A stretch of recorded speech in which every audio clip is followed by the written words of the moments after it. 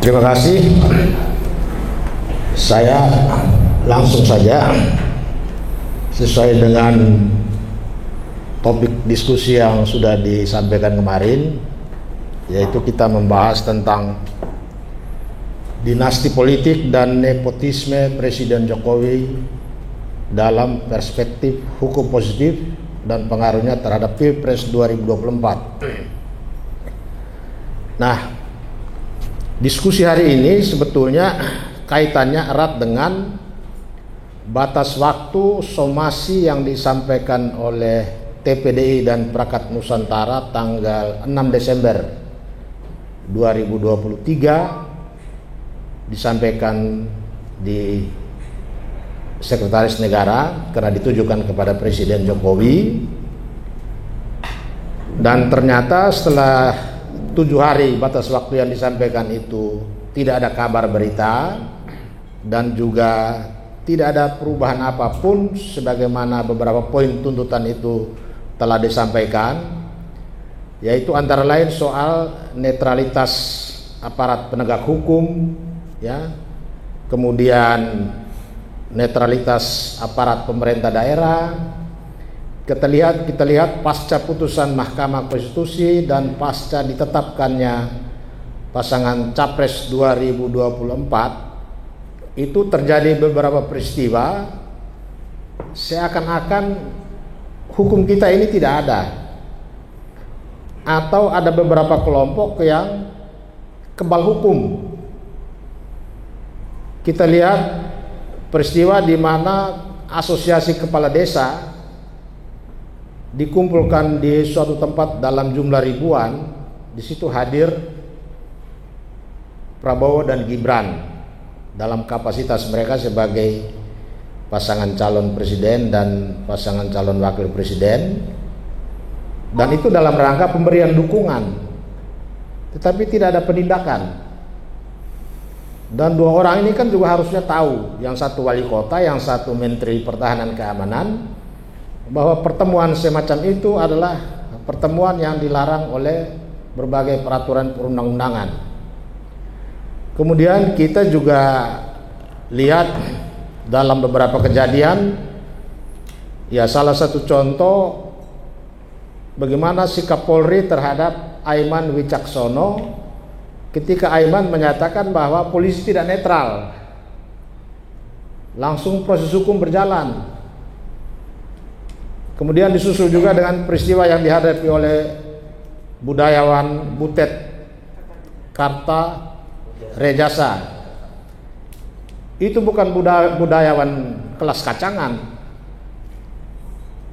tapi Butet juga mengalami peristiwa yang hampir sama. Dia merasa diintimidasi. Dia tidak bilang dia diintimidasi, tetapi kehadiran polisi dan meminta dia menandatangani sebuah surat pernyataan untuk tidak bicara tentang politik. Dia merasa diintimidasi, dan pernyataan dia merasa diintimidasi itu dia dilaporkan dan polisi mengakomodir laporan itu.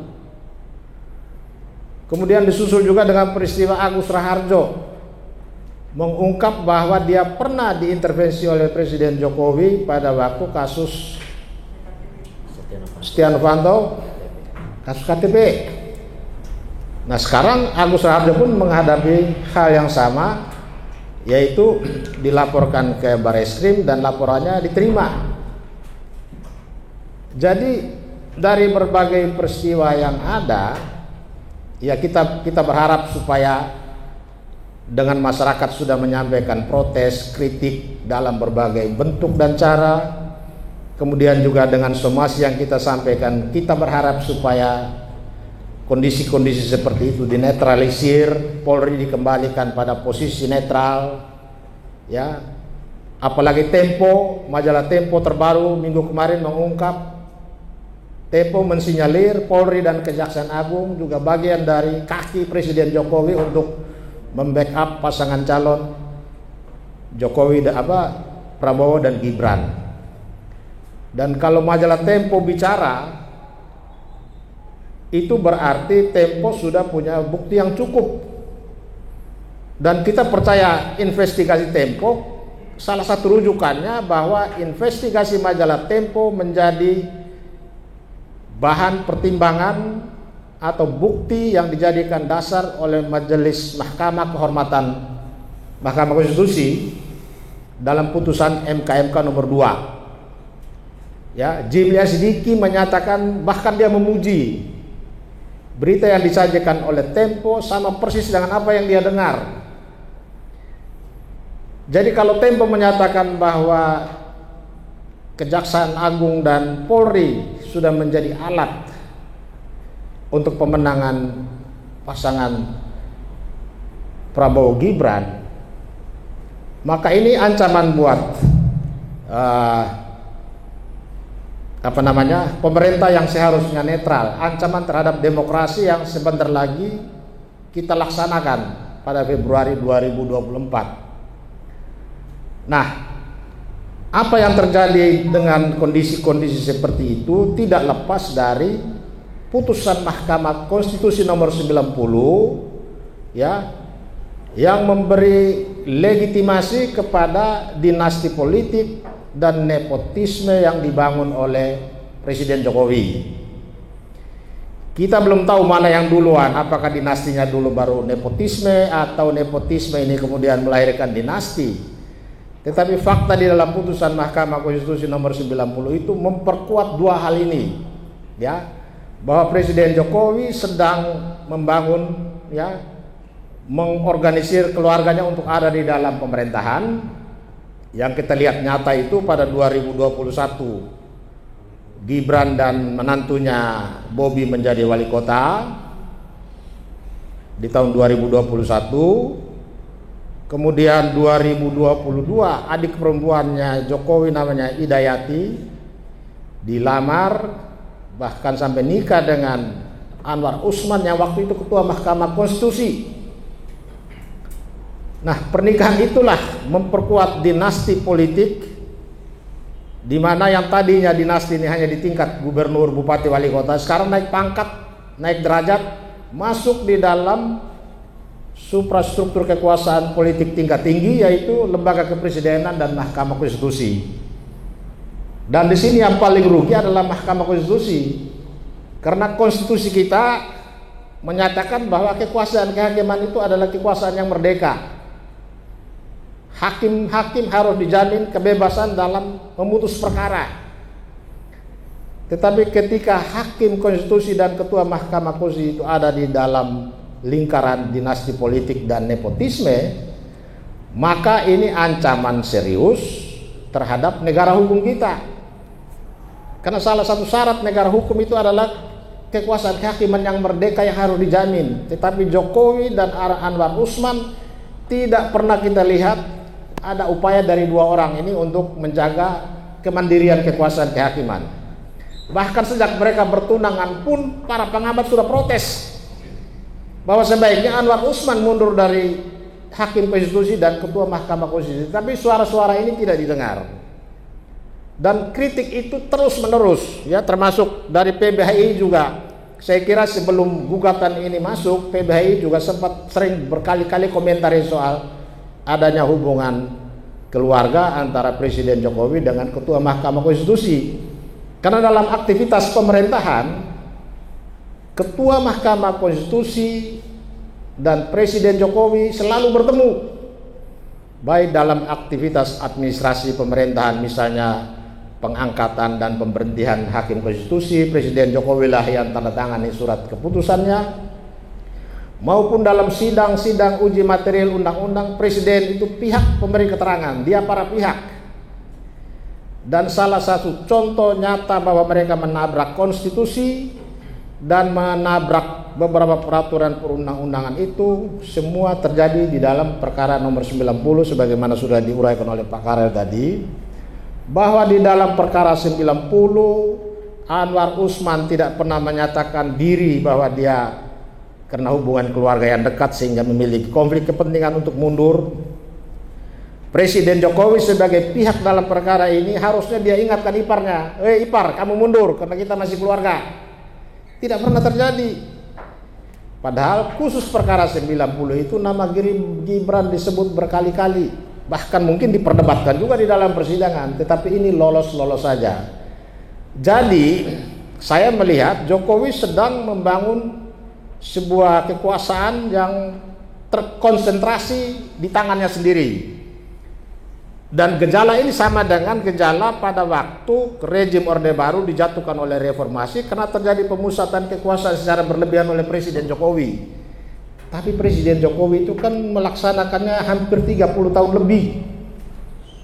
Soeharto, ya. Presiden Soeharto 32 tahun kekuasaan terpusat di tangannya. Semua dia tentukan sendiri. Tetapi Jokowi 2 periode, di periode kedua baru 4 tahun muncul tanda-tanda bahwa dia sedang membangun kekuasaan dan terpusat di tangannya, dan sekarang apa yang dia mau semua terjadi. Dan semua kita tidak berdaya menghadapi itu.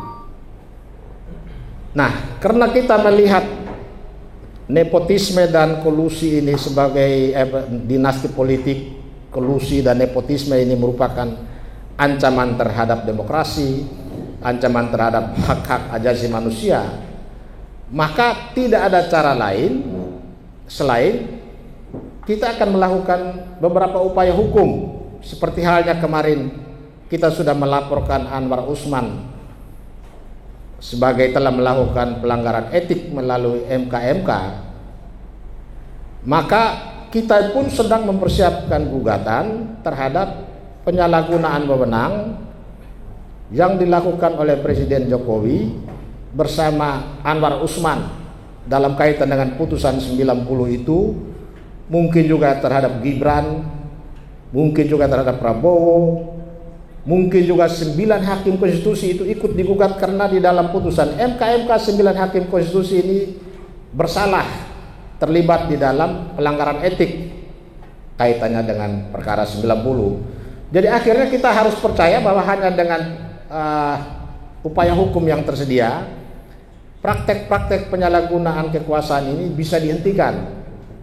Karena kita punya pengalaman dulu ketika Orde Baru, Presiden Soeharto sekian puluh tahun melakukan penyalahgunaan wewenang, itu dihentikan, diakhiri antara lain melalui gugatan di berbagai tempat, gugatan di Jakarta melawan kesewenang-wenangan penguasa.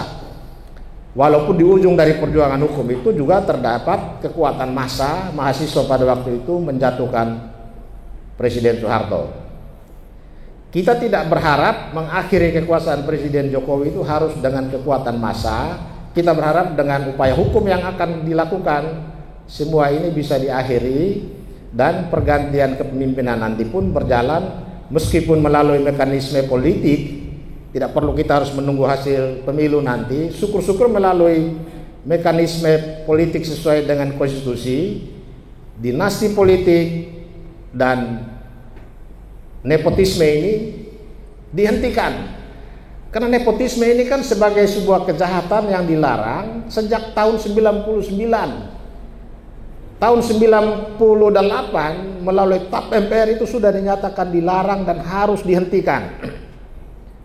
Kemudian di tahun 99 melalui Undang-Undang 28 dinyatakan sebagai perbuatan yang dilarang oleh undang-undang dan diancam dengan pidana. Jadi apa yang terjadi dengan peristiwa dalam perkara nomor 90 kemudian diperkuat melalui putusan MK, itu putusan MK Hakim Jimli Asidiki secara jelas gamblang dia mengungkap satu persatu borok daripada apa yang terjadi di Mahkamah Konstitusi, ya. Banyak temuan yang dia ungkap dan dia menyatakan secara tegas Anwar Usman bersalah melakukan pelanggaran berat. Tetapi hanya salahnya sanksinya menurut kami terlalu ringan. Sanksinya itu menurut kami tidak sesuai dengan tuntutan mayoritas pelapor pada waktu itu.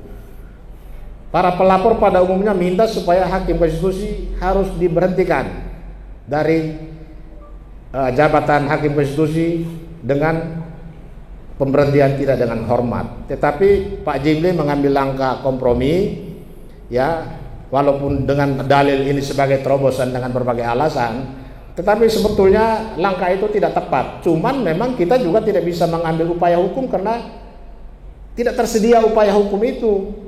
Tidak ada mekanisme banding, tidak ada peraturan yang dibuat untuk banding, bahkan majelis kehormatan banding pun tidak dibentuk. Karena itu ya akhirnya kita udah seperti harus melapor kemana-mana, seperti sudah dijelaskan tadi oleh Pak Karel, ke Ombudsman, lapor ke KPK, bahkan dilaporkan lagi sebagai pelanggaran etik, karena setelah dipecat dia mempersoalkan jabatan ketua MK yang baru dan menggunakan forum media. Ini juga menurut pandangan banyak pihak ini pelanggaran etik. Jadi dinasti politik dan nepotisme tidak sesuai dengan hukum positif kita. Kenapa? Karena beberapa undang-undang jelas melarang nepotisme, dinasti politik. Ini hal-hal yang dilarang oleh hukum positif kita. Karena itu harus dihentikan, dan penghentiannya juga tentu undang-undangnya harus diperkuat. Di dalam TAP MPR nomor 11 tahun 98 itu salah satu amanatnya itu bukan di TAP MPR nomor 11, kalau nggak salah di TAP MPR nomor 8 tahun 2001 itu mengamanatkan supaya pemerintah membuat undang-undang tentang kolusi dan nepotisme. Karena kolusi dan nepotisme itu adalah pintu masuk terjadinya korupsi secara besar-besaran. Ketika ada keluarga ada di dalam beberapa jabatan strategis di dalam pemerintahan, maka korupsi dipastikan tidak bisa dibendung dan terjadi secara besar-besaran demi kepentingan keluarga dan kelompoknya.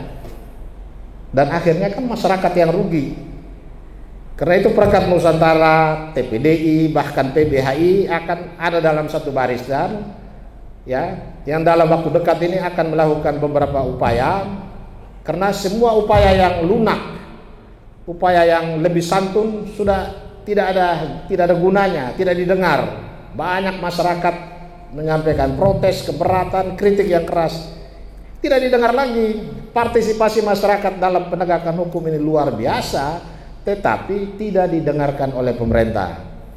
Karena itu langkah yang kami lakukan nanti adalah melakukan upaya hukum, baik ke pengadilan tata usaha negara, ada yang juga sudah menggugat di peradilan umum.